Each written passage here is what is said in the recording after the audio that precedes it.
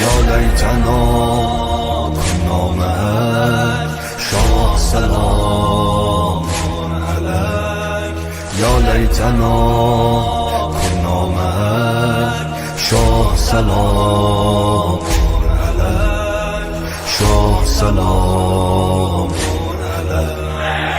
صلی الله علی الباکین علی الحسین اشکام مثل بارون صلی الله علی المظلوم کربلا از داغ شدم دلخون عشق تکراری ای غم بی پایان از قدیمم با تو یا قدیم الاحسان عشق بی تکراری ای غم بی پایان از قدیمم با تو یا قدیم الاحسان للأزل حبيتك يا سكنت الوجدان قدمت لك روحي يا قديم الإحسان هستم هر نفس با تو عشقی الا تو دلم نیستم آدم سابق خونه عاشق جز حرم نیست حبك مذهبي وديني مالك سنيني انت والله دربك سيد الموت. Poem to read, and we will go over the announcement, and on the last session we will have JazakAllah Modarres' speech, inshallah. I'll ask Haj Muharam Hamkar to come forward and recite verses 8 through 22 of Surah Mubarakeh Insan or Ad-Dahr. The English translation, the Farsi translation will be recited by Brother Said Ali Danish Hussaini, and the English translation will be recited by Milad Zarabi, inshallah. Salawat ala Muhammad wa ala Muhammad.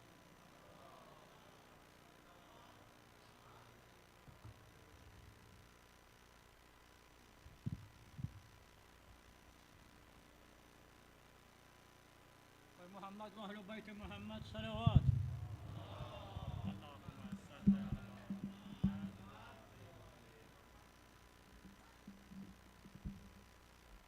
أعوذ بالله من الشيطان الرجيم.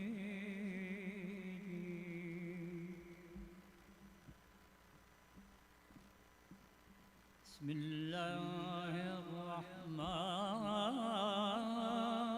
الرحيم.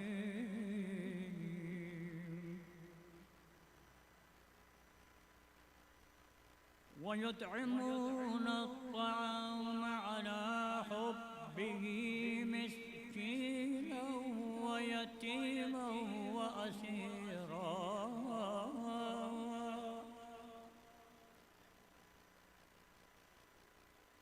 إنما نطعمكم لوجه الله لا نريد منكم جزاء ولا شكورا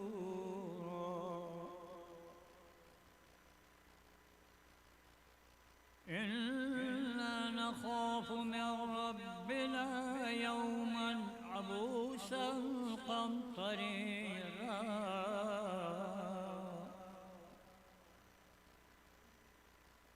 وقاهم الله شر ذلك اليوم ولقاهم نظرة وسرورا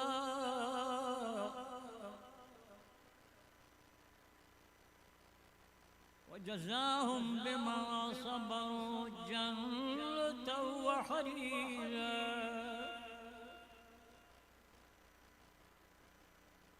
متكئين فيها على الأرائك لا يرون فيها شمسا ولا زمهريرا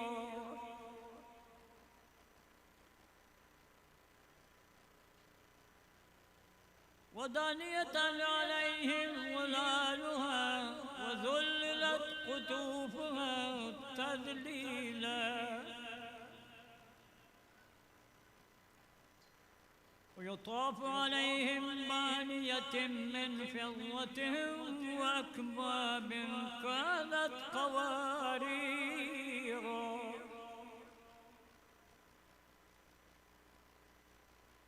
قوارير من فضة قدروها تقديرا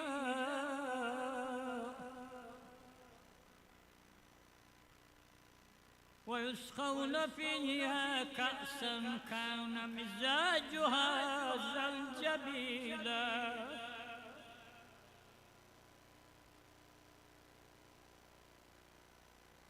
عينا فيها تسمى سلسبيلا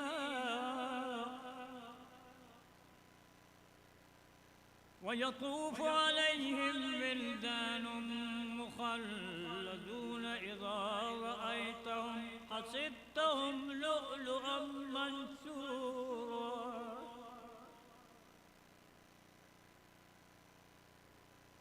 وإذا رأيت ثم رأيت نعيما وملكا كبيرا صدق الله العلي العظيم.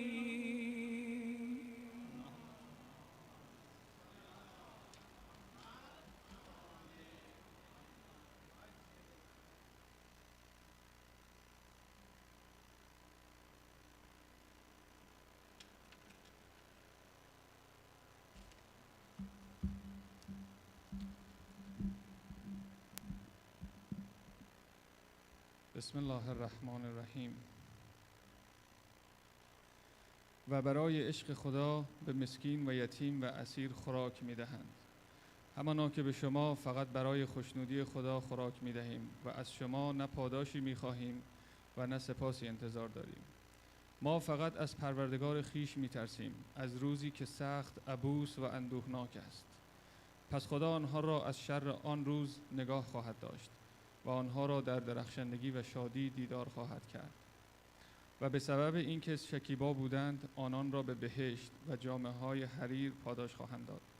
در آنجا بر تخت‌های بلند تکیه زنان نه حرارت شدید خورشید را خواهند دید و نه سرمای سخت را.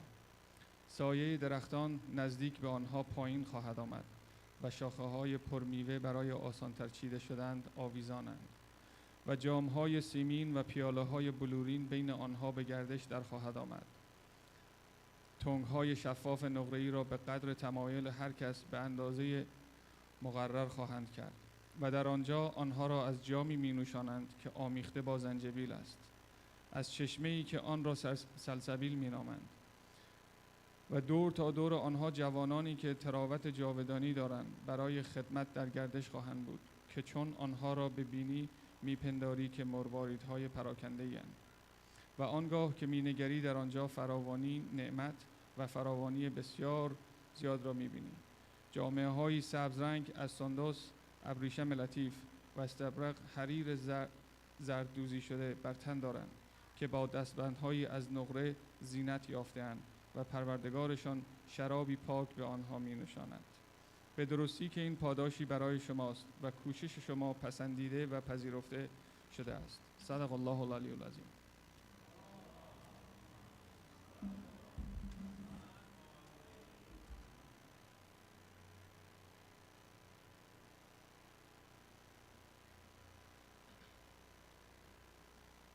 In the name of Allah, the most beneficent, the most merciful. For the love of him they feed, the needy, the orphan, and the prisoner. They say, we feed you only for the sake of Allah, we desire no reward from you, nor thanks. We indeed fear from our Lord a frowning and fateful day, so Allah save them from this day's ills and grace them with freshness on their faces and joy in their hearts. He rewarded them for their patience with a garden and garments of silk, reclining therein on couches, without facing therein any scorching sun or biting cold. Its shades will be close over them, and its clusters of fruits will be hanging low. They will be served around with vessels of silver and goblets of crystal of silver from which they will dispense in a precise measure. They will be served therein with a cup of a drink seasoned with zanjabil from a spring in it named salsabil. They will be waited upon by immortal youths whom, were you to see them, you will suppose them to be scattered pearls. As you look on, you will see their bliss in a great kingdom. Upon them will be green garments of fine and heavy silk, and they will be adorned with bracelets of silver. Their Lord will give them to drink a pure drink. They will be told, "This is your reward, and your efforts have been well appreciated." JazakAllah al-Aliyyul Azim.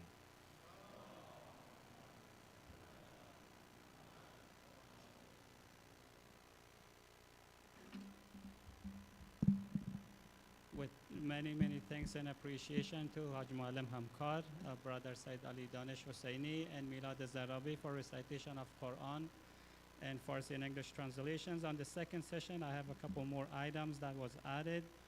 We have 3 announcements, and on top of that, as I mentioned, Brother Haj Karim Bassam also has an article to read.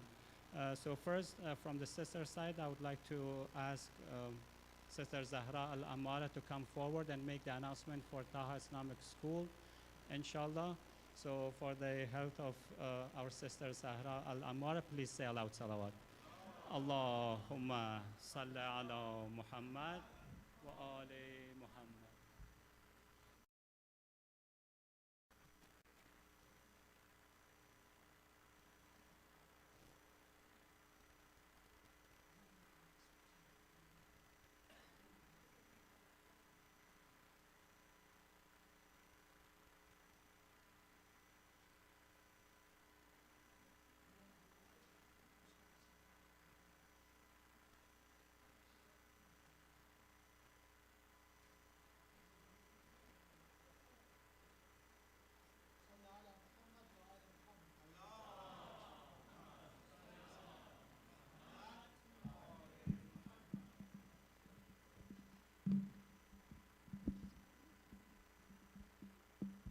Bismillah ar-Rahman ar-Rahim. Assalamu alaikum wa rahmatullahi wa barakatuh.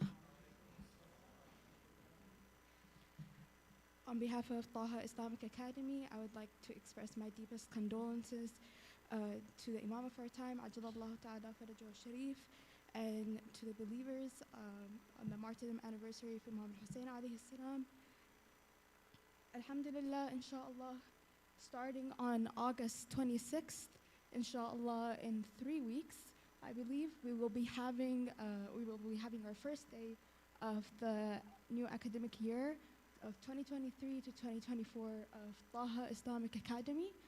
If you're not familiar with Taha Islamic Academy, it's a school that we have here at Masjid al-Rasul, which takes place every Saturday, where we teach Quran and Islamic studies to people of all ages, anyone who wants to come, but usually to kids around starting from the age of 4 to the age of 18 and above. We have Quran classes for the older individuals, more proficient in Quran with Khanam Aryan, one of our Quran teachers. We have Quran classes for the younger kids with Quran Made Easy books and Quran lessons as well with Sister Suhaila, and with me as well, and with Sister Sahil, Sister Salil, and inshallah more to join us. And then we hold Islamic studies as well, teaching akhlaq, fiqh, and tariq and more, as well for the younger kids. And sometimes we also have salat jama'ah for dhuhr, alhamdulillah. So inshallah, because we're going to be starting August 26th, there is a registration form up there, if you can see on the flyer. The URL or the web address is tinyurl.com/Taha School. The QR code is up there as well. If you are following our Instagram accounts or our website or emails, we will be sending out the information there as well. And the deadline to register is going to be on August 25th, the day before the first day. And inshallah, just for the tuition, it's just a suggested donation of $100 if you are able to donate, inshallah. And that is it for Taha Islamic Academy. If you have any remaining questions about anything, you can always approach me, Sister Saho, Sister Suhaila, Sister Furuzan, Khanam Aryan, and from the brother side, Brother Ali Habibi or Haji Agha Modarres. and Sister Salil. Thank you very much. Salawat ala Muhammad wa ali Muhammad.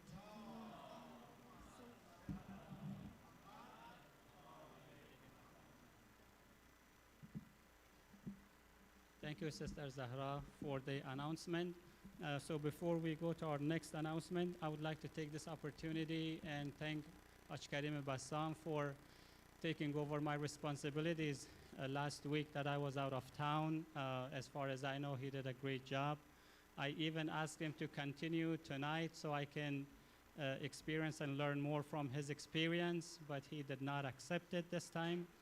But nevertheless, thank you so much for doing that and covering the programs. May Allah subhanahu wa ta'ala give you ajr and thawab, inshallah. JazakAllah khayr. For the health of Haj Karim Bassam and entire his family, please say aloud salawat. Allahumma salli ala Muhammad wa ali Muhammad wa ajil farajahum. And now I ask Brother Amin Mohsen Zada to come forward. He also has an announcement about a youth program. I'm not sure it's in this tomorrow night. And he is going to go over the detail with everyone. Salawat ala Muhammad wa ala Muhammad.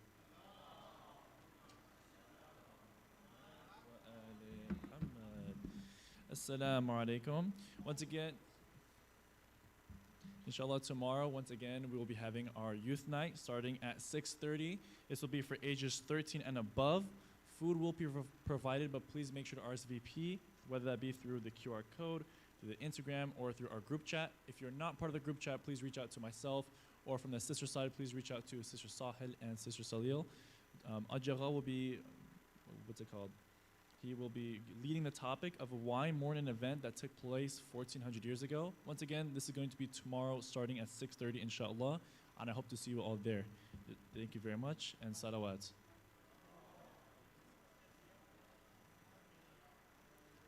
Also, the location for this youth night will be at this masjid, inshallah. So, yes, once again, thank you, and salawat.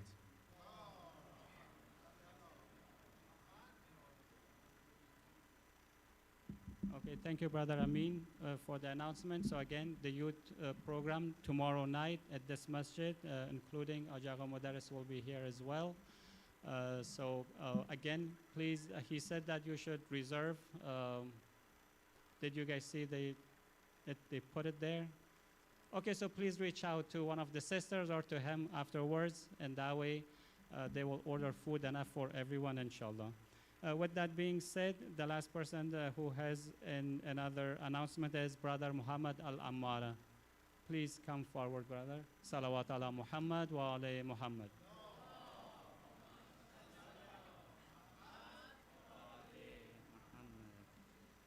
Bismillah ar-Rahman ar-Rahim. Not to overwhelm people with too many announcements and too many programs, but inshallah tomorrow night, 10 p.m., after the youth event that Brother Amin announced, at 10 p.m. there will be a youth-led, Azah ceremony or program. It will involve Quran recitation, speech, inshallah, and Azadari session, and inshallah food at the end. Again, this is a separate program. It's by a youth organization in Los Angeles called Hayat Qamar bin Hashim. And they go around from different masjids to different masjids, holding programs across Ashura and for the events around the Masumeen, inshallah. So again, it starts at 10 p.m. If any of the people want to come, inshallah, it would be, inshallah, it would be a good session. Thank you.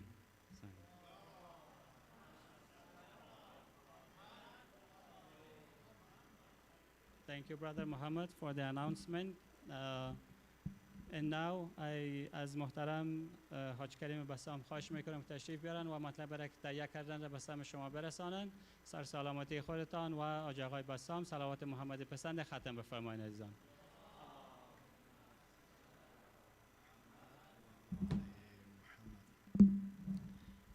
سلام علیکم و رحمت الله. اولا شکرگزاری میکنیم که برادر عزیز ما آقای فرزاد برگشتن و امانتی که به ما سپردن انشاءالله تکه و پارچه تسلیم شدن.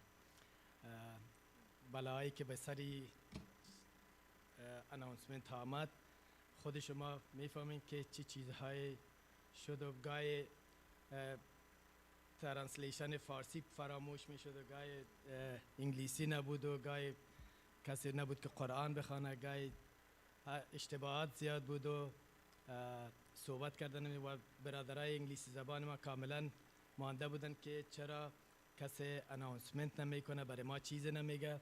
مخصوصا دکتر رضا که راجی به خودشان گپ میزدیم، از پالفایل خود پرسان کرد که نام مر میگیره چی میگه، چی گپ است؟ هیچی نمیگه، خیر است. صحبت خیر است. عالم ایران من بنده خدا که بعد راجی به اینا چی میگم دیگه. شکر الحمدلله که شما رسیدین و برای ما تجربه شد که قدر هر عزیزی که اینجا هسته واقعا باید بدانیم. جای همگی خالی است، هر عزیز جای خود داره و انشالله همیشه جای شما پر باشه و هیچ وقت اینجا جای شما خالی نباشه انشالله. از خداوند طول عمر سلامتی براتان آرزو میکنم. انشالله دیگه یه اشتباه تکرار نکنین که خدای نخواسته مسجد از دست میتین.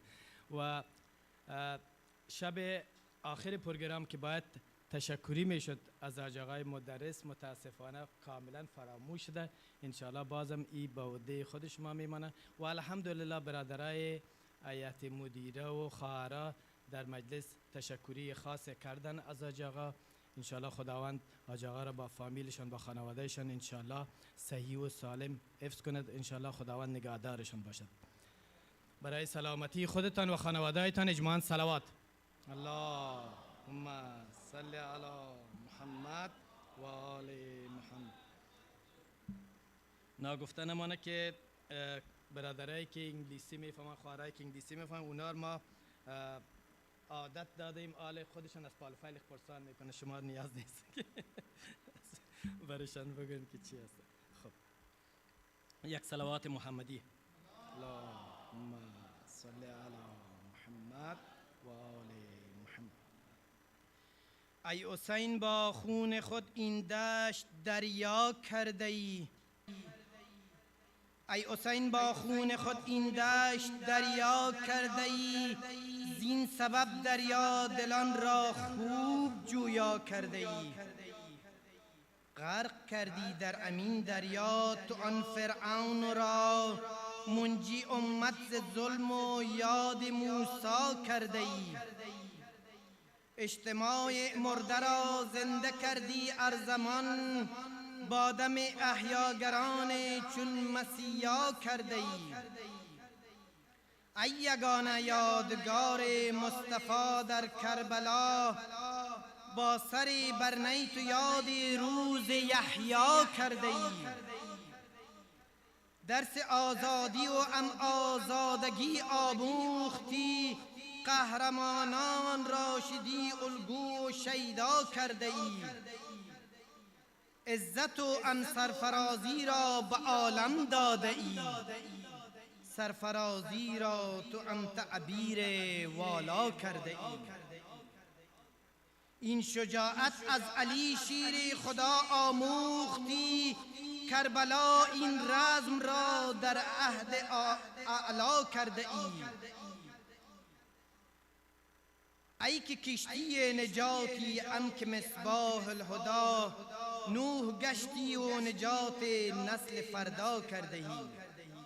نوح باشی کشتیت بحر نجات امت است، از تنور خولی طوفان را تو برپا کرده ای. برای خوشنودی امام حسین و یارانش صلوات غرا. الله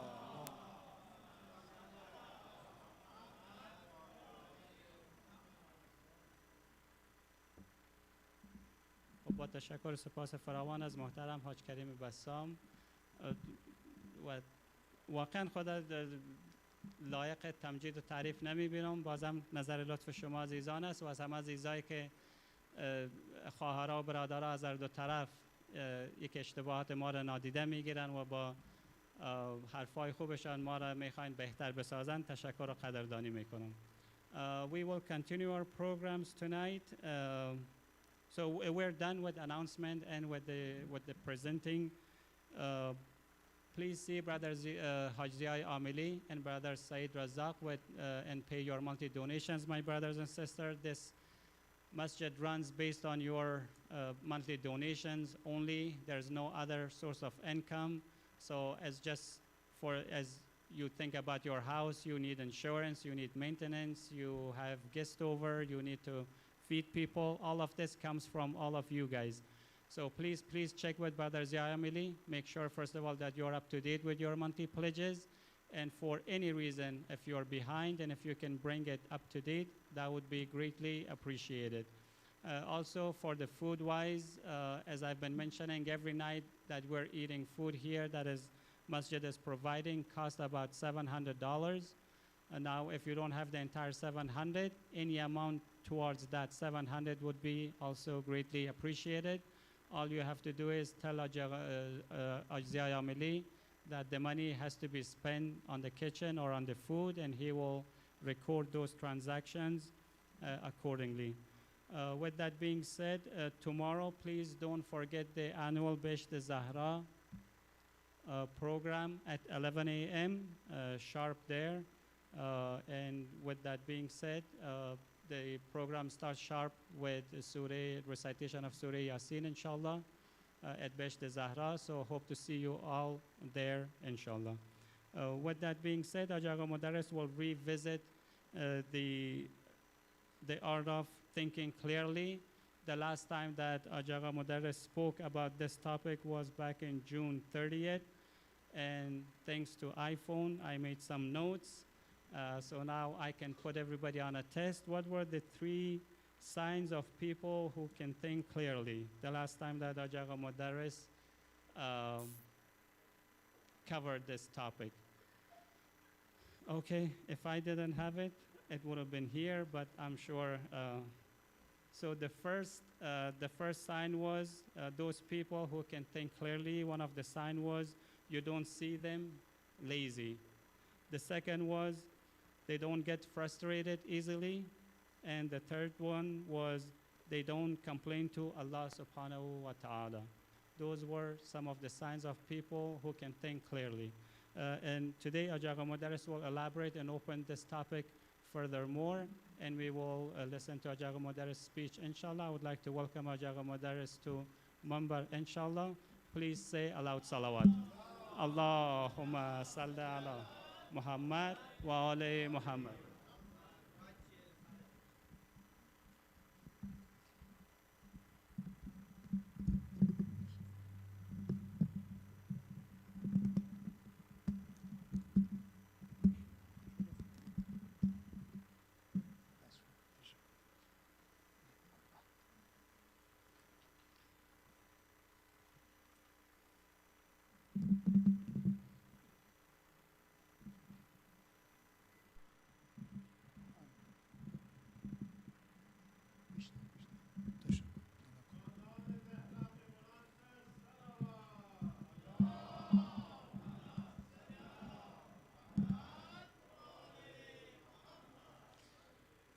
Assalamu alaikum wa rahmatullahi wa barakatuh.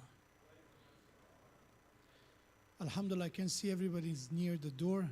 I hope it's a strategic move by you guys. You want to be near the door. But let's be together. Again, if anything happens, inshallah, Allah protect us all. But there are doors in the other direction, so hopefully we can use those doors. Come forward with another salawat ala Muhammad wa ali Muhammad. Allahumma salli ala Muhammad wa ali. God forbid, Allah inshallah protect us against anyone who's intent harm. May Allah inshallah grant all of us the tawfiq of serving Allah subhanahu wa ta'ala in our lifetime, loving His messenger, loving the family of His Prophet, and grant us the tawfiq of helping our community, building our community, making it stronger in order that as a community we can all support one another, help one another in the path of servitude to Allah subhanahu wa ta'ala. Inshallah, with another salawat ala Muhammad wa ali Muhammad.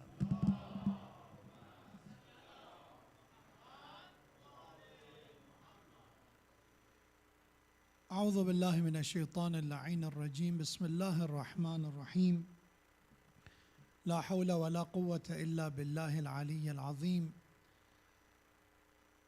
الحمد لله الذي جعل الحمد مفتاحا لذكره وسببا للمزيد من فضله ودليلا على آلائه وعظمته، ثم الصلاة والسلام على خير خلقه وحبيبه حافظ سره ومبلغ رسالاته حبيب إله العالمين أبي القاسم المصطفى محمد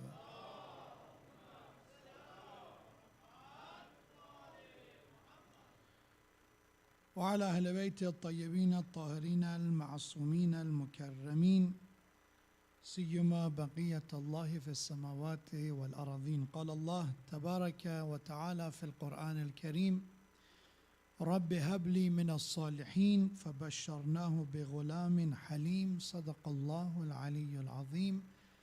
Let's purify our souls, illuminate our hearts with the name of the best of creation, the seal of the messenger, Prophet Muhammad and his family, with the salawat ala Muhammad wa ali Muhammad.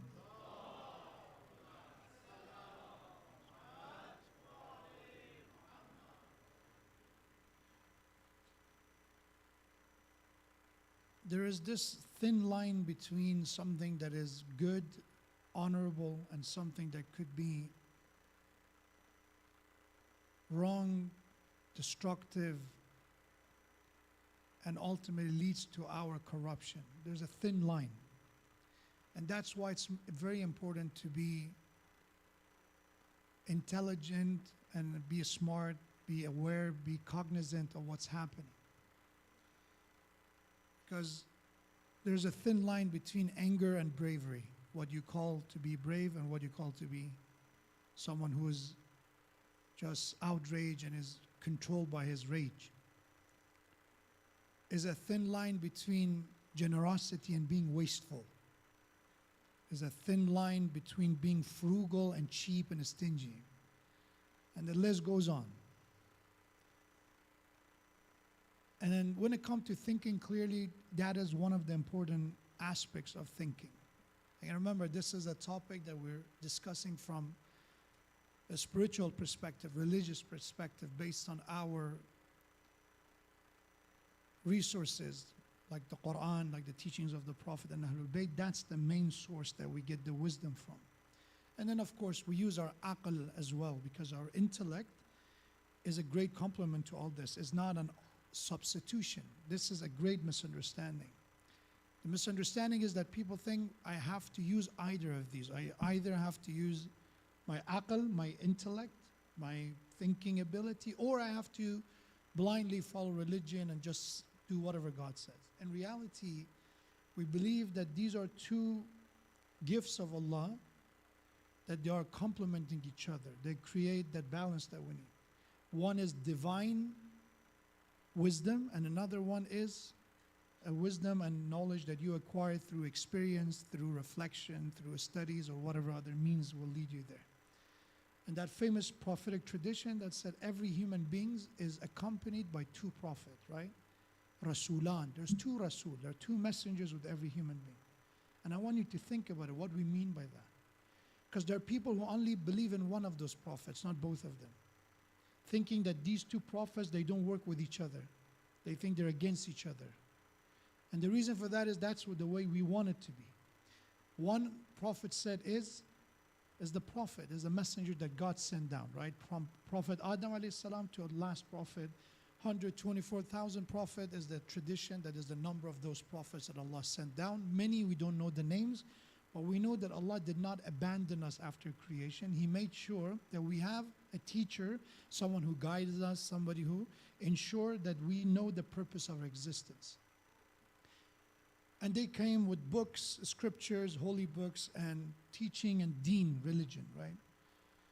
But the second one that Prophet said is sent with you, Allah give it and granted you, is aql, is intellect. Is our ability to withhold ourselves from committing wrong, doing wrong.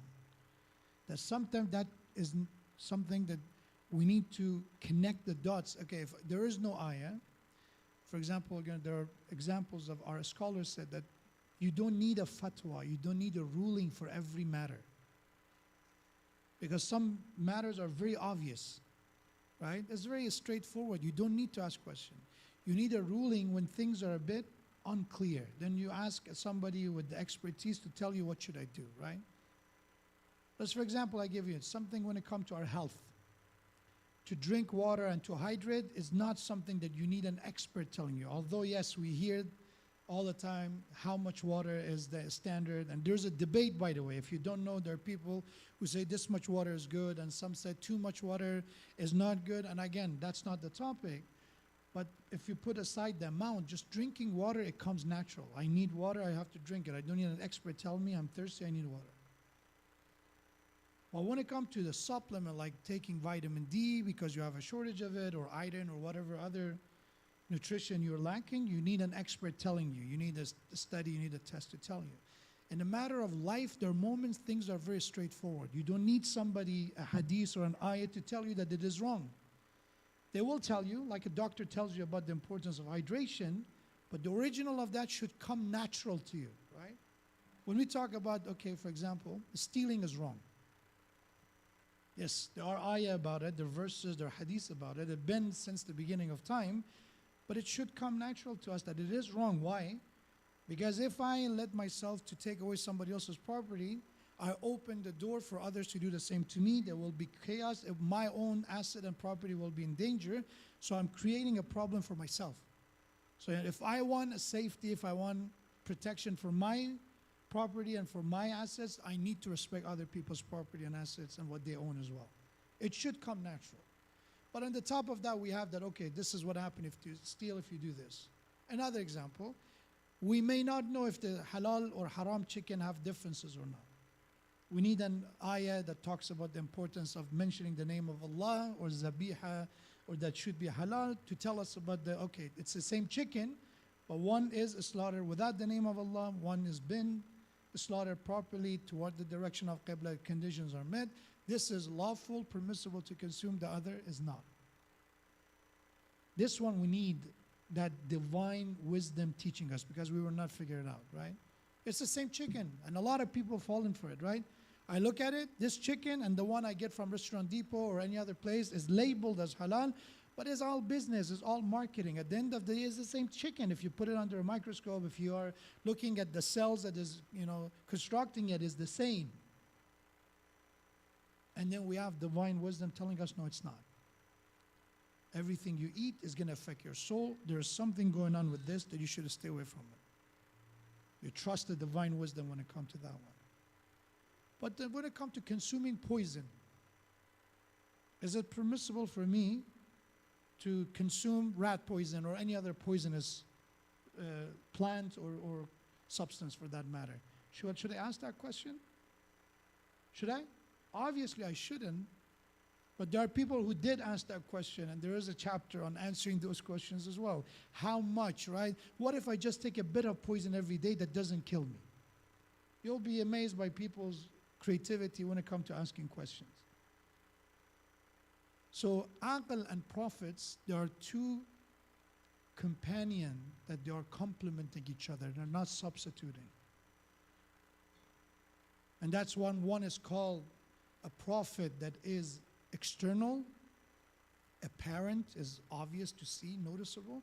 Another one is called hidden, concealed, and internal. External prophet, 124,000. Internal prophet, aql, intellect.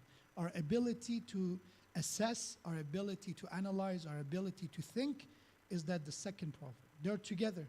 Both of them have the same mission, and that is to take us to Allah subhanahu wa ta'ala.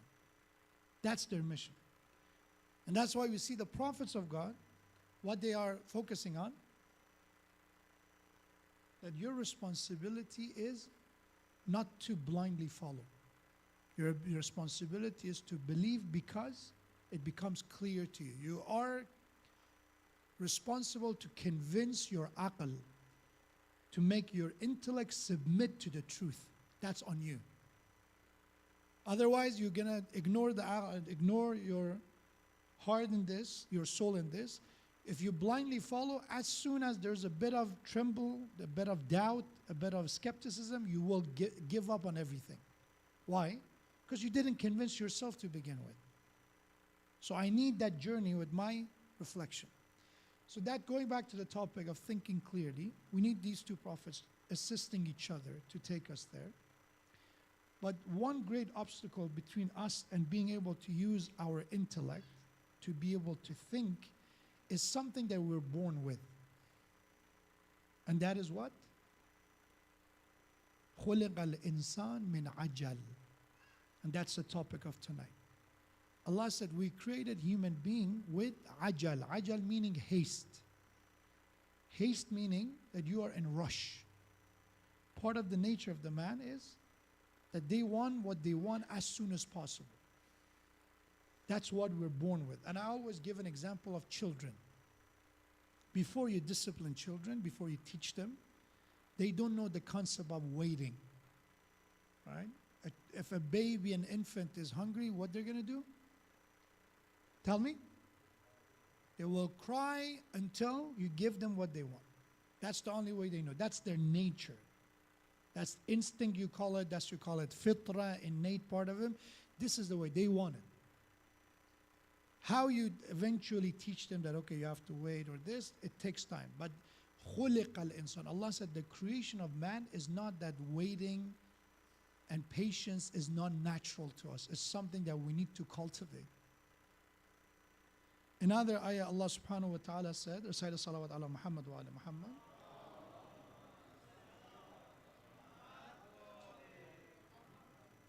So, وَيَدْعُ الْإِنسَانِ بِالشَّرِّ دُعَاهُ بِالْخَيْرِ وَكَانَ الْإِنسَانُ عَجُولًا. Again, Allah repeated, emphasized that to be sure to understand that man is over hastily. Ajul mean again, we are always looking for a way to get to what we want as soon as possible. And that's why other sins happen because of this. I want to get to what I want, and that's why I lie for it. That's why I'm ready to steal, because I want to get richer faster. I'm ready to cut corners because I want to get to what I want as soon as possible. So how to think clearly? We need to know these two against each other. One is ajala, ajul, and being in haste and rush. The opposite of that is sabr, which is patience. But there is two different terminologies that we should learn. One is patience, sabr. Another one is hilm. Hilm is being translated in some translation as also sabr and patience, but is not. It's a bit of a difference between them. Hilm is translated as forbearance. What is forbearance? What's the difference between sabr and hilm? What is the difference between patience and forbearance? The difference is sabr is in the face of external calamities. When something happens to you, you maintain the control. That is sabr, right? For example, let's say you are dealing with poverty and faqr. But you're sabr. You have patience. You don't let that, because what happens to you, take away your humanity, your values, your honesty, your trustworthiness, although faqr happened to you, although you are suffering from poverty. That's sabr, right? Sickness happens. Illness happens. These are sabr. Something happens to me, and then what do I do with it? Requires sabr, patience. Forbearance is everything that happens internal. Something that is within me, is a storm within. And I control myself and that storm. I control my emotions. I control my rage. Going back to what from a long time ago that we had this conversation, frustration, right? I feel frustrated. I feel, wronged. It could be so many feelings inside me. Forbearance is to don't let those emotions take charge. I don't lash out. I don't act emotionally. I don't make decision irrationally because of what's inside me. Yeah, it should be that someone made me upset. It could be something happened, but the forbearance is in regard of what am I doing with my emotion. That is what hilm is. That's the difference between them. They're related to each other, obviously. But there's a difference between them. One is in how we deal with external calamities and difficulties. The second one is what we do with our emotions. What we do with our anger, rage, or anything in that kind of related categories. And the reason we sometimes incapable of thinking clearly is because we do not have hilm, because we don't have forbearance. In other words, our emotions takes the better part of our decision making. And I look at my life, and every one of us we have to do, by the way. Look at our decisions and think about how many of those decisions were a result of emotions. I was angry, I was upset, I was emotional, I was sad, and I said something and I did something that later on I thought about it that wasn't the best decision. I was not thinking clearly. So our emotions are gifts of Allah. We're not saying that, by the way, we should be ChatGPT and no emotion. We should just, get rid of all emotion. No, we are who we are because of those emotions. We need them. If one thing we learn in Muharram is that emotions are important. That's why we have grief, that's why we have crying, it's important. But what is dangerous, like everything else, when we are not taming our emotion, when we're not controlling it, it could go out of hand and it could hurt us. It could come back and eventually cause and cost us our marriage, cost us our dignity, cost us our job, or whatever in that category we can think of. So the term hilm is the topic. How to think clearly. We need to become halim. Halim. Again, by the way, do not mistake him with the halim that you're thinking about. The foodies, I know, quickly jumped on the halim. But this halim, by the way, I think in order to make that halim, you need a lot of forbearance to make it. But in order to think clearly, we need forbearance. We need our emotions in check. We need to understand that our emotions, if I know my emotions, I'll be able to manage them. If I don't know, because again, going back to what we discussed in Muharram, one of the greatest problems is when we deny it. When people said, I'm not emotional, who said, right? And it reminds me of a funny kind of a joke that a friend was telling his friend, the two friends were talking to each other, and he said, brother, we've been friends for a long time, but I think you have to control your tongue. I think sometimes your temper takes the better of you. You start cursing. And I said, no, I'm not. I said, no, but others are saying the same thing. He said, which a stupid person said that, right? Who said it, right? Is that as we are doing it, we're so blind to the truth that we deny it. So that could happen. No, I'm not emotional. You become emotional over being called emotional. So once I understand, okay, for example, which emotion is my weakness? Some people, their emotion is anger. The one that they're issue with, their weakness is their anger. Some people, it's not anger, it's sadness. For some people, it could be, again, overjoy and just, adrenaline hike in their blood, whatever it is. For everyone, it could be different issue. That's why self-introspection or reflection is needed to know which emotion I'm talking about, which am I have to deal with in order to think clearly.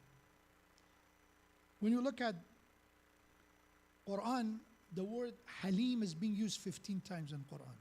Halim means the one with forbearance, the one who manages his emotion, the one who doesn't lash out, the one who's in charge.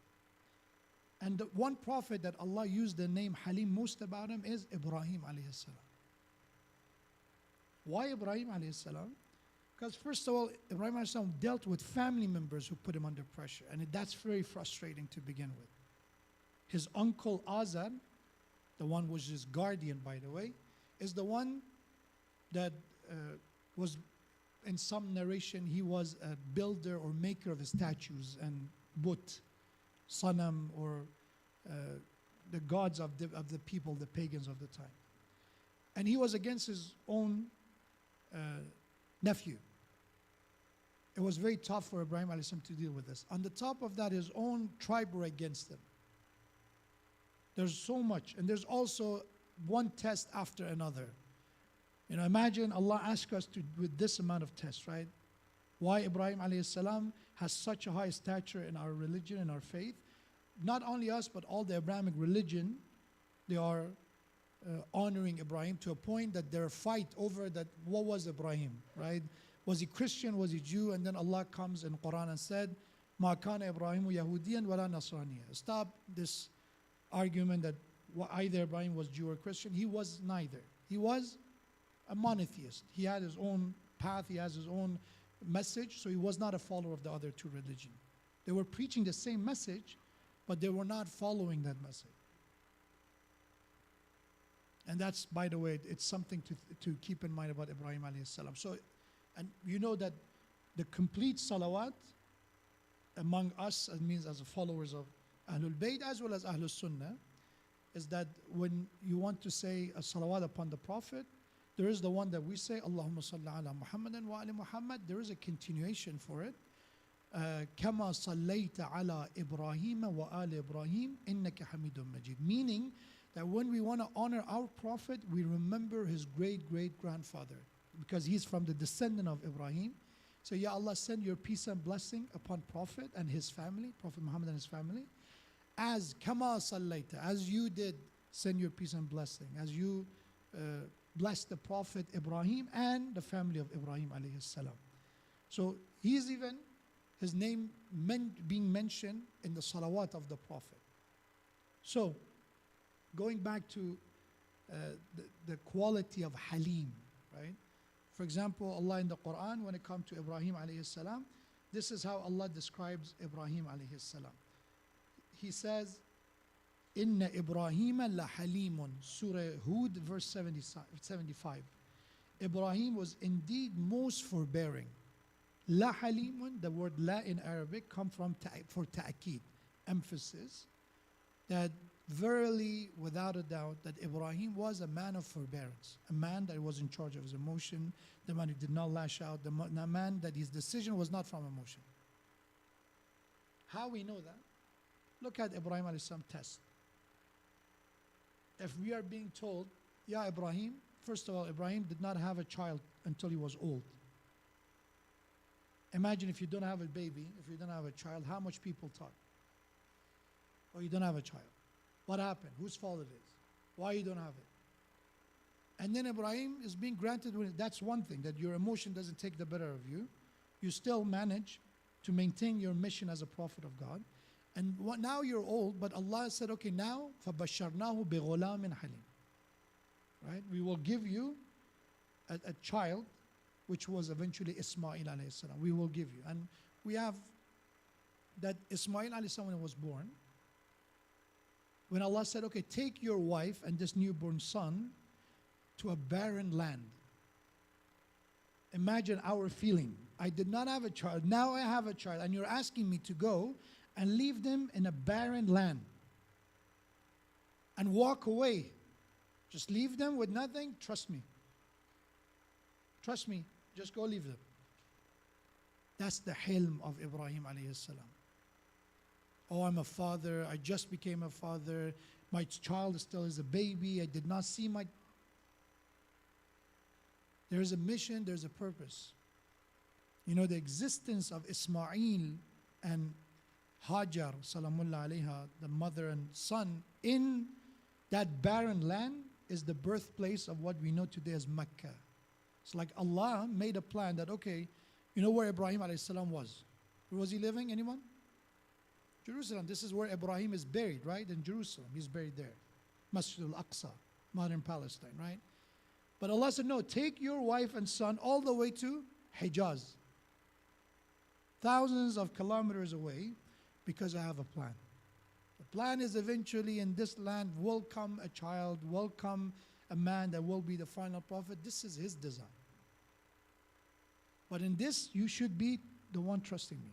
His emotion didn't take it better out of him because he did it. He went through it. Was he done? No. Now, this child is young. They build, Kaaba together and all those parts. He see now the youth of his child. Now Allah said, go sacrifice that son. We will go crazy, I promise you. You ask me to abandon them, now you ask me to sacrifice them. But there is a plan. And this is a prophet who knows the plan. And he has the hilm, he has the forbearance. That's why Allah said, when he went through all this, وَإِذِ ابْتَلَى إِبْرَاهِيمَ بِكَلِمَاتٍ رَبَّهُ بِكَلِمَاتٍ فَأَتَمَّهُنْ قَالَ إِنِّي جَاعِلُكَ لِلنَّاسِ إِمَامًا. When he completed all those tests that we put in front of him, Then we said, Ya Ibrahim, we made you an imam for mankind. You will be granted the status of an imam. He was a prophet to begin with. قال إني جاعلك للناس إماما. So قال ومن ذريتي. How about my descendants, my offspring, my children? قال لا ينال عهد الظالمين. Allah said this covenant of leadership and imamat will not go to the oppressors, will not go to the wrongdoers. Meaning only those worthy of your dhurriya will get this status. And that's why we go based on the concept of isma, infallibility, from this ayah. Because Allah said a zalim will not become an imam. Zalim, there are different kind of zulm, oppression. One is zalamtu nafsi, injustice against self. And when somebody believe in someone against Allah, beside Allah, more than, again, let's say more than one God, that person committed one of the greatest zulm. Inna shirka la zulmun azim. The greatest version of zulm is somebody to be a polytheist. So obviously the ahd of Allah will not go to someone who was mushrik. So the one who become an imam should never worship an idol in his life. He could not have that. You say, well, how about Allah's mercy and forgiveness? Yes, Allah forgives, Allah gives chances, but not for an imam, not for that status. So Ibrahim was the one who was described as Halim, with the one with forbearance, because he was faced so many emotional moments in his life, but his emotion did not take him away from the right path to make a bad decision. That's why Allah described him, La Halimun. And when it comes to his son, it's become a family tradition. Allah said about Ismail, فَبَشَّرْنَاهُ بِغُلَامٍ حَلِيمٍ. Like father, like son. So when Ibrahim was tested and all that, and again he was, رَبِّ هَبْ لِي مِنَ الصَّالِحِينَ. Ibrahim asked the dua, my Lord, give me an heir that they are the righteous, they are the salih, they are the reformers. And Allah said, فَبَشَّرْنَاهُ بِغُلَامٍ حَلِيمٍ. We gave him the good news of a forbearing son. So in order to make good decisions, to think clearly, we need to cultivate hilm. We need to increase our forbearance. We need to be, I would say, in charge of our emotions. But how to do it? That was the easy part. The easy part is not, yes, I have to be halim, I have to be more forbearance, in charge of my emotions, but how is that possible? The first one, which is very important, is to make this decision that I am going to delay my decisions. There's actually a study about this. There's a book written on this. And again, from a very secular perspective, from a very non-religious, based on data and studies. Because let's say if you're a CEO, if you're a boss, if you're a leader, you have to make decisions. And these decisions are going to determine the success of your company, the future of your project, or whatever you're involved in. So in this book actually it discusses about how can you make better decisions. How can you increase the chance of you making good decisions? And he says one good way is, depending how important your decision is, give a timeline to make a decision. Do not make a decision right away. Meaning, the more important decision you have to make is what is it called? What's at stake, right? What is it? The more at stake, the more important the decision, the more time you need. For example, and I think the examples are provided. Let's say if you're thinking of getting married, do not make a decision right away, instantly. Oh, I saw this person, I fell in love in the first sight, I'm done. Worst thing to do. Give it time. Get to know the family, the background, what is it going on, what kind of person, what do I want from this marriage? Steps in order to get there. Same as when I want to make a decision. My career. Should I go to this field or that field? Do not make a decision in a matter of 24 hours. You know what we do as human beings, some of us, including, it happens to me sometimes, we're professional procrastinators, right? We push it and push it and push it until the day comes, okay, I have 24 hours to make a decision. A lot of people, I remember when I was in undergrad, there was an issue, right? You go undecided. I don't know what am I going to do with my life. I'm going to take this class and that class. And eventually it comes to a point that you've been 3-4 semesters in school and still you don't know what you're going to do. And then it's okay, you have this much time to make a decision. We don't have to set ourselves for failure. Meaning the more important the decision, give ourselves a timeline. If a decision needs 1 month, you have 1 month to think about it. That is forbearance. That is our emotion doesn't take. Because let's say, why 1 month? Why 1 month? I tell you why. Because emotionally we are not in a, let's call it constant line. We don't feel the same way every day. This morning you wake up, it's a great day, right? It's a good day for a good day, or one of those cheesy comments, right? Good. Today is like that, right? Tomorrow you wake up, I don't know, you had a bad night's sleep, you had a bad dream, I don't know what happened. It's a bad day. It's a bad hair day, it's a bad, whatever it is. The feeling is not constant, how we feel about it. So let's say if you want to make a decision on a good day, you're too optimistic about your decision. Oh, no, not a big deal. Everything is going to be fine. The next day you think about the decision, you don't feel the same about it. Or if you're too down to make a decision, you say, oh, I cannot do this. Next day, you already made a decision because your emotions made the decision for you because you were feeling too up or too down. Eventually, that decision doesn't come from thinking clearly. So give it time. But if it's something that's not as important, right? Let's say your decision is to buy something. It costs a few $100s. Don't give it the entire month for that decision. Depending, okay, it needs 2-3 days maybe. It's a big purchase. Maybe I need this weekend. Let this weekend goes by. Let's think about, okay, is this something I need to purchase? Is it necessary or not? That is one way to develop forbearance. It's called delayed in decision making, right? The more important the decision, the more time we delay the response. And that's why if you sometimes are giving ultimatum is the worst thing. You don't want to put yourself in a position that you're being, okay, you have to make your decision in the next 12 hours. Don't talk to me. I talk to some people who are in, let's say, business. They always say, they said a red flag in a business transaction sometimes is that they give you such a short ultimatum, said, okay, take it or leave it. So this car, it seems too good to be true. The actual worth of this car is $10,000, but I'm going to sell you for $5,000 if you take it in the next 1 hour. It's a risk. It's a gamble. It could be really this guy's in need of the money. It could be just, a way, just push the sell or whatever that may be. If you go with car salesmen, that's the way they do, right? I offer this deal only if you sign it today, right? If you sign it today, I talk to my manager, you get the best deal. And usually what is that? That's a trick usually. That's a salesman trick.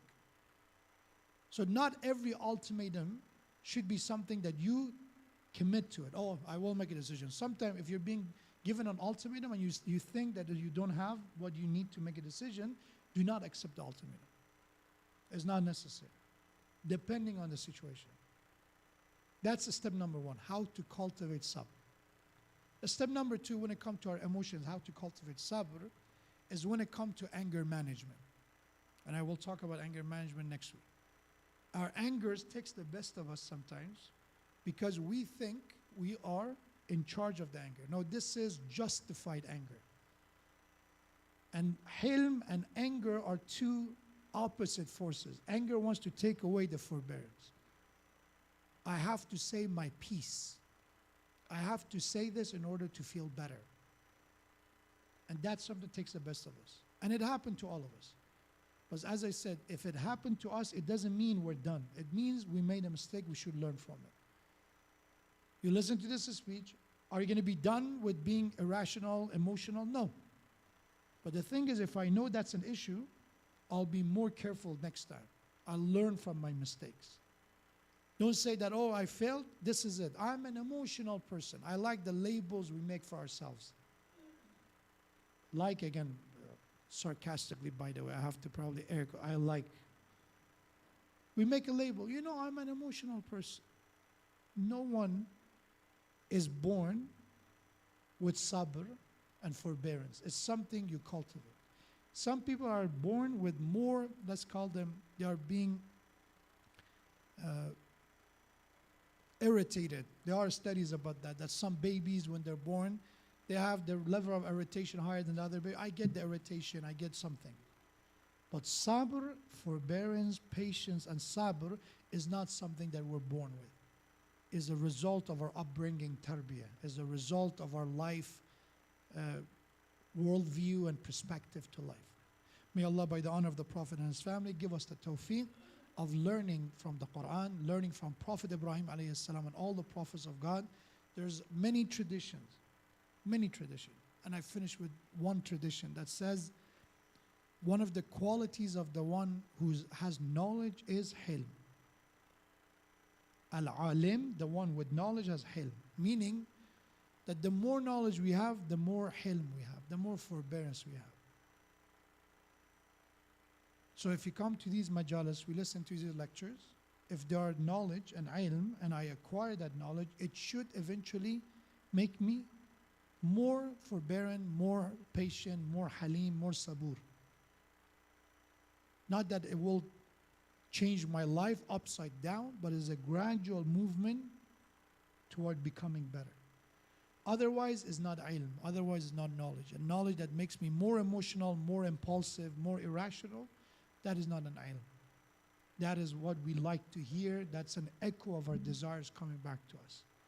May Allah give us the tawfiq of acquiring a knowledge who becomes a light in our lives and guide us from darkness to light, from misguidance to guidance, and ultimately lead us to success and salvation, inshallah, with the salawat ala Muhammad wa ali Muhammad.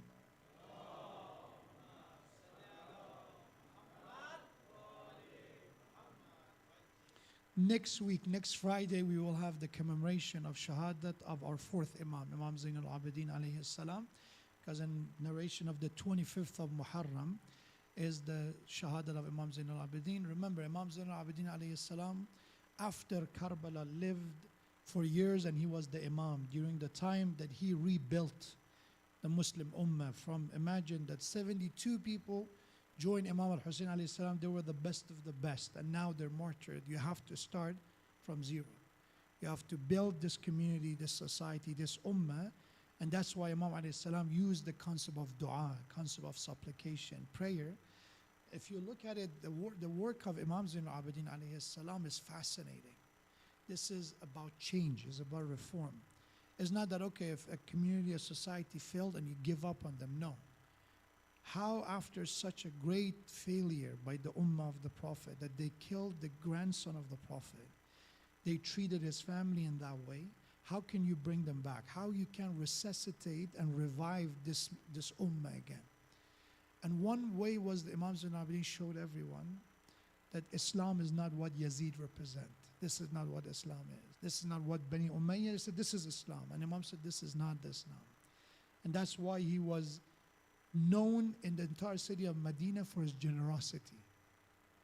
Imam Zain al-Abidin salam's door was open to show that Bani Umayyah, they're after their power, their interest, but we're going to show that Islam and our deen is about people, is about helping others, is about guiding others, protecting others, not to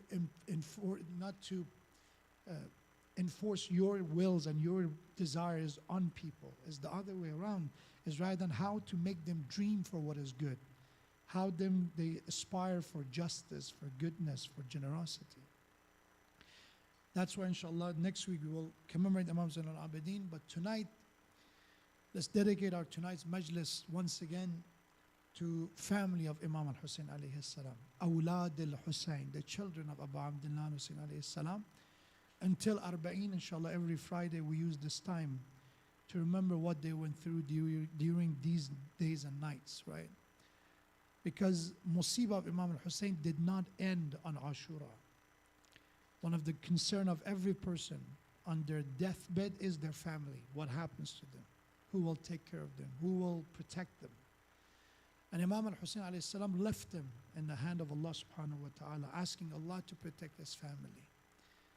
And speaking of sabr and patience, right? How can we talk about sabr and patience without speaking of Zainab salamullah alayha? If we want to be a follower of the path of Hussein, we need to learn from Zainab salamullah alayha, this noble lady. On the night of Ashura, Imam al-Hussein alayhi salam saw Zainab salamullah alayha crying. After she heard that Imam al-Hussein reciting words speaking of his death,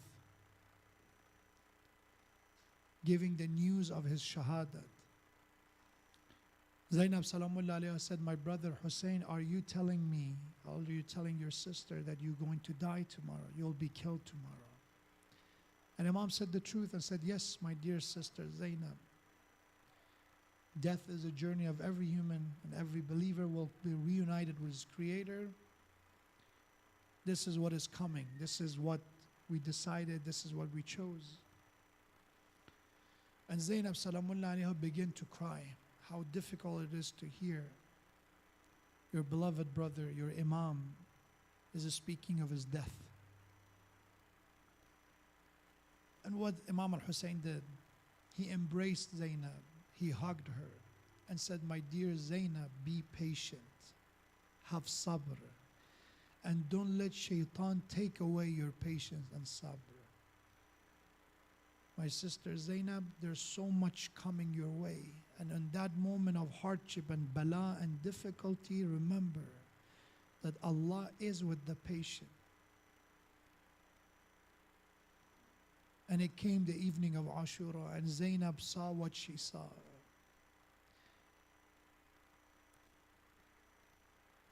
After the shahadat of every shaheed, in the evening of day of Ashura,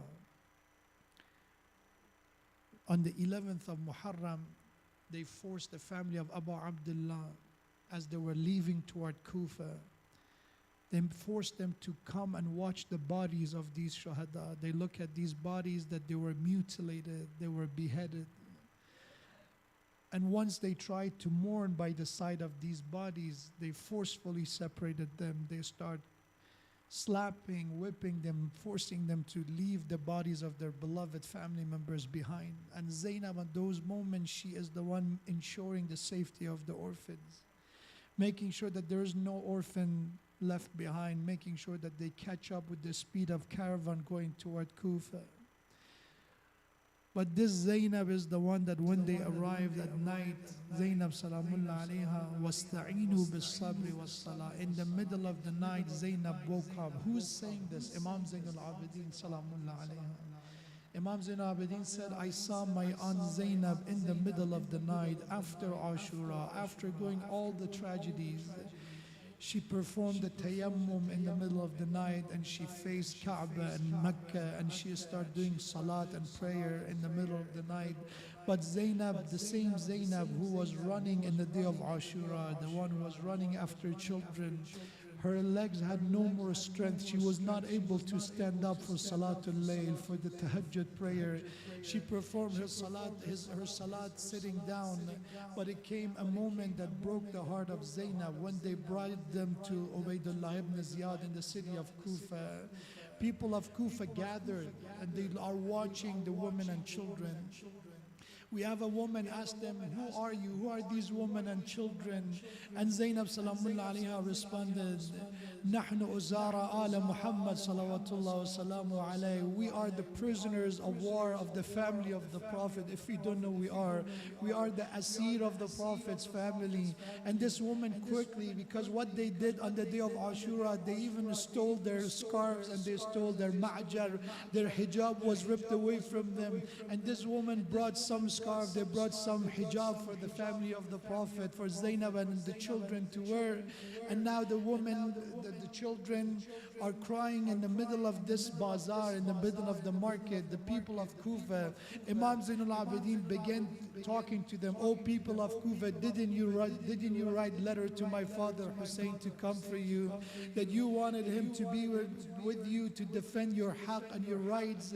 Why did you abandon him? Why did you broke your promises and allegiances to him? And then Zainab salamullah alayha spoke in the middle of the market, exposing the hypocrisy of people people of Kufa, and they began to cry and weep. And what Imam Sajjad said, what's the point of your tears now? You've done what you've done to the family of the Prophet. You've done what you've done to the Imam al-Hussein alayhi salam. These tears are not going to benefit you. These tears are not going to spare you in the punishment that is coming for you. But when they brought Zainab to the courtyard of Ibn Ziyad, they brought him to the Dar al-Imar of Kufa. We have Ibn Ziyad ask Imam Sajjad alayhi salam, who are you? And he said, I am Ali ibn Hussein. I'm Ali son of Hussein. And he said, I heard that Ali ibn al-Hussein was killed in the day of Ashura. And Imam Zain al-Abidin said, that was my brother Ali al-Akbar. His name was also Ali. And we have that he said, yeah, I heard that Allah killed your brother and your family. And Imam said, no, that wasn't what happened. This is what, people killed my brother Ali.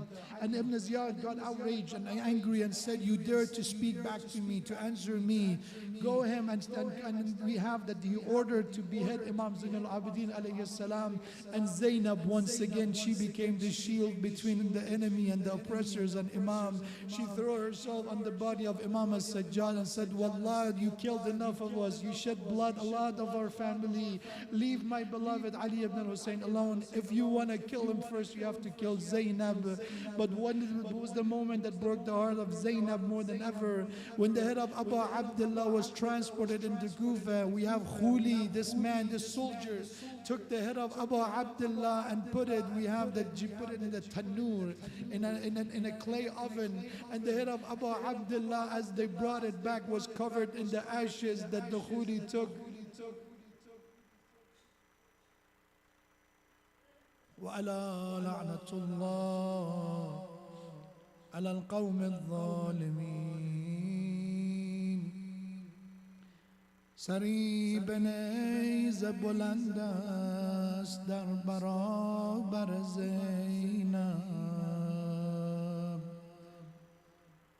خدا کند که نباشد سر برادر زینب. Let's inshallah everybody stand up. We finish with Azadari. May Allah, by the honor of Hazrat Zainab salamun alayha, grant all of us the tawfiq of honoring all the shuhada and the martyrs of Karbala, especially Abu Abdullah Hussein and his companions. Assalamu alayk ya Abu Abdullah. Assalamu alayk ya Abu Abdullah. Assalamu alayk ya Abu Abdullah. Sayyidi ya Mazlum ya Abu Abdullah. Sayyidi ya Mazlum ya Abu Abdullah. Sayyidi ya Mazlum ya Abu Abdullah. Assalamu alayk ya Abu Abdullah. Assalamu alayk ya Abu Abdullah.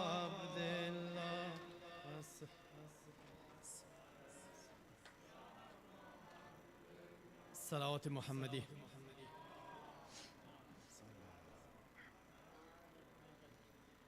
سر استن جدا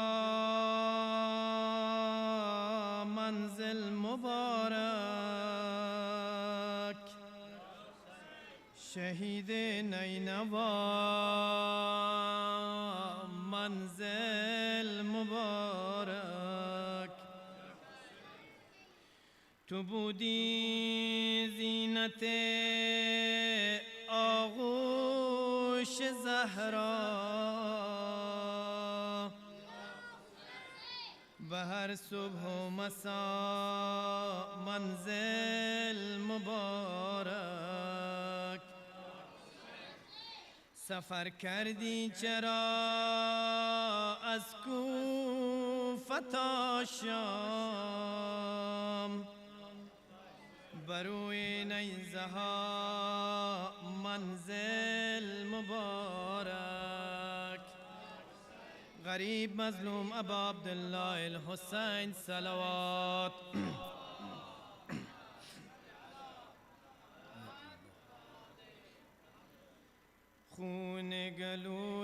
حسین بوی خدا میدهد خون گلوی حسین بوی خدا میدهد خون گلوی حسین بوی خدا میدهد خون گلوی حسین بوی خدا میدهد خون گلوی حسین بوی خدا میدهد تربت کوی حسین تربت کوی حسین به آبروی حسین به ما شفا میدهد درد و دوا میدهد خون گلوی حسین بوی خدا میدهد خون گلوی حسین بوی خدا می خون گلوی حسین بوی خدا میدهد بسینه خسته زینب کبرا قسم بسینه خسته زینب کبرا قسم و جان زهرا قسم و داغ لیلا قسم و جان زهرا قسم و داغ لیلا قسم که درد بی دوارا حسین شفا میدهد خون گلوی حسین بوی خدا میدهد خون گلوی حسین بوی خدا میدهد خون گلوی حسین بوی خدا میدهد بکام خشکیده علی اصغر قسم بکام خشکیده علی اصغر قسم به نخل خوابیده علی اکبر قسم به نخل خوابیده علی اکبر قسم به قاسم نامراد به اون جعفر قسم به قاسم نامراد به اون جعفر قسم که روز محشر حسین آب بقا میدهد که روز محشر حسین آب بقا میدهد خون گلوی حسین بوی خدا میدهد خون گلوی حسین خدا میدهد خون گلوی حسین بوی خدا میدهد بسینه خسته زینب کبرا قسم بسینه خسته زینب کبرا قسم و جان زهرا قسم و داغ لیلا قسم و جان زهرا قسم و داغ لیلا قسم که درد بی دوارا حسین شفا میدهد که درد بی دوارا حسین شفا میدهد خون گلوی حسین بوی خدا میدهد خون گلوی حسین بوی خدا میدهد خون گلوی حسین بوی خدا میدهد بکام خشکیده علی اصغر قسم بکام خشکیده علی اصغر قسم به نخل خوابیده علی اکبر قسم به نخل خوابیده علی اکبر قسم به قاسم نامراد به عون جعفر قسم به قاسم نامراد به عون جعفر قسم که روز محشر حسین آب بقا میدهد که روز محشر حسین آب بقا میدهد خون گلوی حسین بوی خدا میدهد خون گلوی حسین بوی خدا میدهد غریب مظلوم ابا عبدالله الحسین صلوات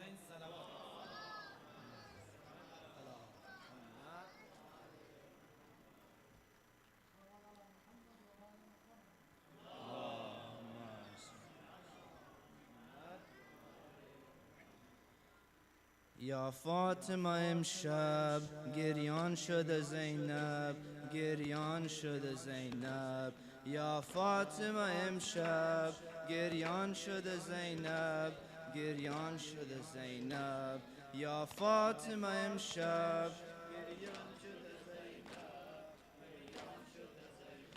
امشب رسد از کربلا بوی شهادت امشب رسد از کربلا بوی شهادت بوی شهادت بنشست حسین در دل محراب عبادت یا فاطمه امشب گریان شده زینب گریان شده زینب یا فاطمه امشب گریان شده زینب گریان شده زینب اکبر به نماز شب و 6 ماه به خواب است اکبر به نماز شب و 6 ماه به خواب است 6 ماه به خواب است در خیمه طفلان حسین قحطی آب است پیغمبر خاتم میگرید از این غم میگرید از این غم یا فاطمه امشب گریان شده زینب گریان شده زینب یا فاطمه امشب گریان شده زینب گریان شده زینب امشب ز حسین بن علی زمزم آید زمزم آید امشب ز حسین بن علی زمزم آید زمزم آید فردا به کنار بدنش فاطمه آید فاطمه آید بر امشب و فردا سوزد دل زهرا سوزد دل زهرا یا فاطمه امشب گریان شده زینب گریان شده زینب یا فاطمه امشب امشب شب بیتابی لیلای حزین است لیلای حزین است فردا تن 100 پاره اکبر به زمین است اکبر به زمین است پیغمبر خاتم میگرید از این غم میگرید از این غم یا فاطمه امشب گریان شده زینب گریان شده زینب یا فاطمه امشب اکبر به نماز شب و 6 ماه به خواب است اکبر به نماز شب و 6 ماه به خواب است 6 ماه به خواب است در خیمه طفلان حسین قحطی آب است قحطی آب است پیغمبر خاتم میگرید از این غم میگرید از این غم یا فاطمه امشب یا فاطمه امشب امشب رسد از کربلا بوی شهادت بوی شهادت امشب رسد از کربلا بوی شهادت بوی شهادت بنشست حسین در دل محراب عبادت محراب عبادت یا فاطمه امشب گریان شده زینب گریان شده زینب یا فاطمه امشب گریان شده زینب گریان شده زینب یا فاطمه امشب برای محمد و آل محمد صلوات احسن ماشاءالله ماشاءالله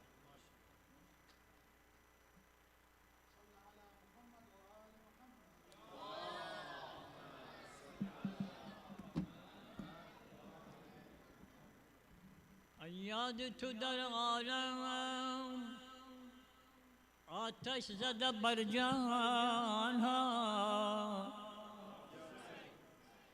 هر جاز فراق تو چاکاس گریبان ها انسان که تو جان دادی در راه رضای حق آدم به تو می نازد ای اشرف انسان ها چرا از ما فل مای پدر عزم سفر کردی چرا از ما فل مای پدر عزم سفر کردی چرا از دور ریه رویت مرا خونین جگر کردی چرا از ما فل مای قدر سفر کردی رقیه دخت شاهدین شبی در شاه غم افزا ز هجر با به خود گشتی بسی در شی و نوشوقا سرش قصدی دگان جاری همین علی دومی گفتا که ای بابا یہ مظلومم بکوی کی گذر کردی چرا از ما فل مای پدر از میں سفر کردی چرا فل مای پدر از می سفر کردی یتیم در بدر گشتم همین عالم ز هجرانت بیا بابا غم دیگر مرا بنشان بدامانت کجا رفتی تو ای بابا سر و جانم با قربانت ز ما افسر دگان بابا چرا قطع نظر کردی چرا از ما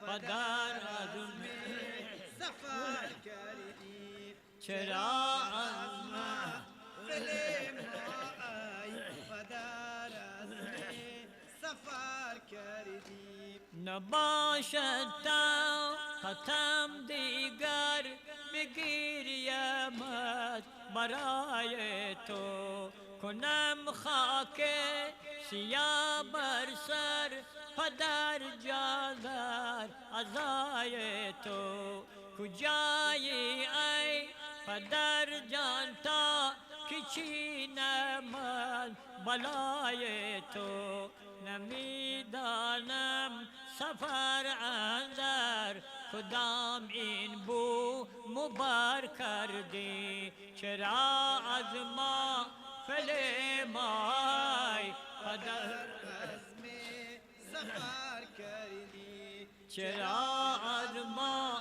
فل مای پدر از می سفر کردی ز ضرب سیلی عدا رخم نیلی شده بابا شکیبایی نمی باشد توانم رفت تازازا ز دل این دهم بابا زی وصل روی خود بکن شاد ز فقدانت مرا افسر دو خونین جگر کردی چرا از ما فل مای پدر از می سفر کردی چرا از ما فل مای پدر از می سفر کردی چرا از دوری رویت مرا خونین جگر کردی مرا گو پیامبر که غنی جان من است من بجان غریب و اسم محمد صلوات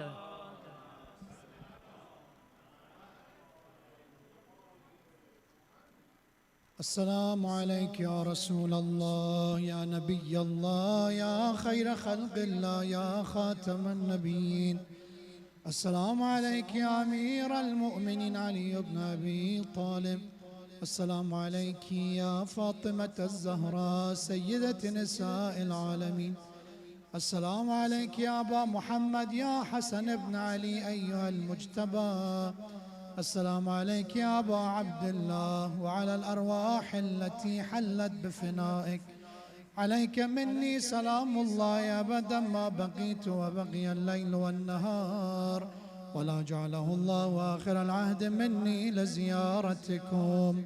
السلام على الحسين وعلى علي بن الحسين وعلى أولاد الحسين وعلى أصحاب السلام على 9 المعصومين من ذرية الحسين: علي بن الحسين زين العابدين، ومحمد بن علي الباقر، وجعفر بن محمد الصادق، وموسى بن جعفر الكاظم، وعلي بن موسى الرضا، ومحمد بن علي التقي الجواد، وعلي بن محمد الهادي النقي، وعلى حسن بن علي العسكري الزكي. السلام عليك يا صاحب الزمان، يا خليفة الرحمن، يا إمام الإنس والجان، عجل الله تعالى فرجك. السلام عليكم يا أهل بيت النبوة ورحمة الله وبركاته. أعوذ بالله من الشيطان الرجيم، بسم الله الرحمن الرحيم. إنا أعطيناك كوثر فصل لربك وانحر، إن شانئك هو الأبتر. صدق الله العلي العظيم. وإلى أرواح المؤمنين والمؤمنات. يا ليتنا كنا معك شاه سلام عليك، يا ليتنا كنا معك شاه سلام عليك، شاه سلام عليك. صلى الله على الباکین على الحسین، اشکام مثل بارون. صلى الله على المظلوم بکربلا، از داغت شدم دلخون. عشق تکراری ای غم بی پایان، از قدیمم با تو یا قدیم الاحسان.